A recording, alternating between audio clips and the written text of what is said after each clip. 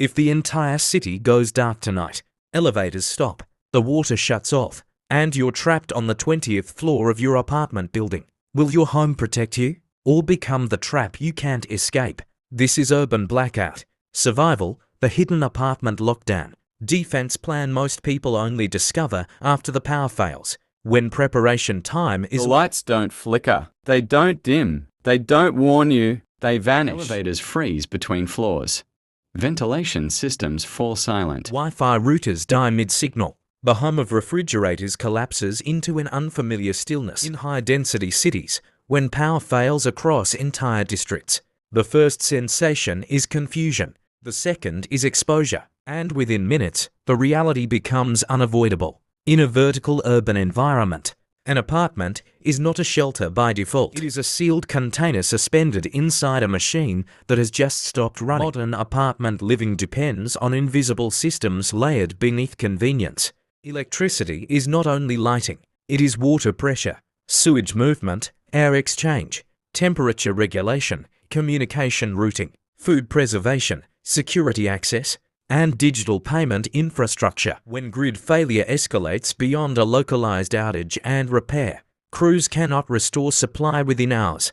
The apartment ceases to function as designed. Elevators trap residents. Booster pumps that push municipal water to upper floors shut down. Wastewater systems relying on electric lift stations backflow or stall. Fire suppression systems lose pressure. Cell towers operate briefly on battery, then fade. What appears to be shelter becomes vertical isolation. The common misunderstanding is that apartments are inherently safer than standalone houses during infrastructure collapse because they are enclosed, elevated, and structurally engineered. Reinforced concrete high-rises resist storms. Steel frames absorb seismic motion. Locked entries discourage intrusion. These assumptions hold under normal civic operation. They fail under prolonged grid loss. Safety in vertical environments is dependent on continuous energy flow. Without energy, environmental control reverts to basic physics. Heat rises, air stagnates, water pressure drops. Human density compounds every stress variable. The hidden science is not dramatic. It is mechanical, thermodynamic,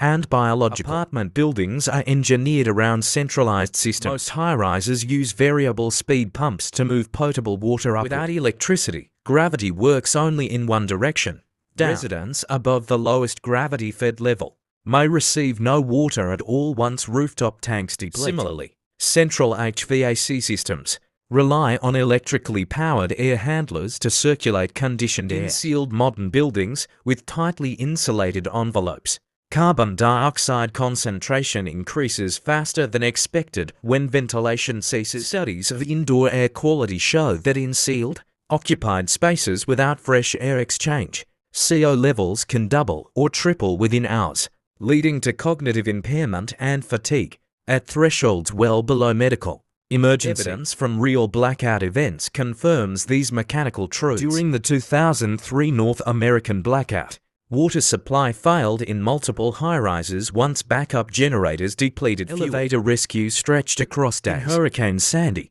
numerous residential towers in New York lost pumping systems, leaving upper floors dry and sanitation compromised. Residents carried buckets of water up dark stairwells for flushing, a physically exhausting and limited solution. These failures were not caused by sabotage or hidden agendas. They were the natural consequence of energy-dependent design. Survival in an apartment during prolonged blackout begins with reframing your unit not as a passive refuge, but as a system you must actively convert. The first implication is water. A human requires minimal hydration at roughly 2 to 3 liters per day under temperate indoor conditions. More under heat stress. That calculation excludes sanitation. Without running water, toilets cannot flush reliably. Each flush may require up to 5 liters depending on the system. Multiply that by household occupancy and the mathematics becomes stark. Most residents store no significant water. Municipal guidelines often recommend 3 days of supply, but historical restoration timelines for complex grid failures frequently exceed that window when cascading failures occur across multiple regions. Escalation begins quietly. After 12 hours without power, refrigerators warm above safe storage temperatures. Bacterial growth accelerates between 5 degrees Celsius and 60 degrees Celsius, the zone of rapid microbial multiplication.